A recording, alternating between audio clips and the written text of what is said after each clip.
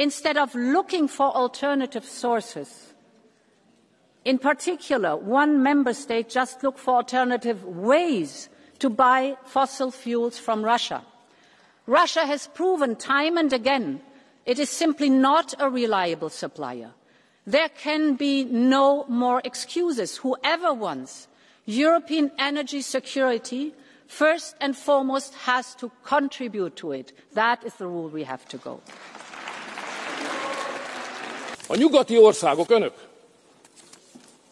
a háború kitörése óta 8,5 milliárd dollár értékben vásároltak török vagy indiai finomítókból valójában orosz olajat. És bennünket kritizálnak. 8,5 milliárdért. Ez hipokrácia.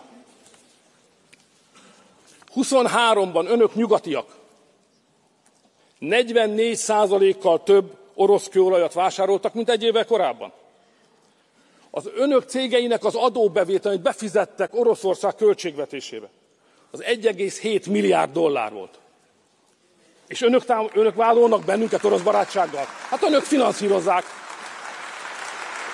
Az igazság az, hogy nem azért jöttem ide, hogy ezeket a tényeket az önök fejére olvassam.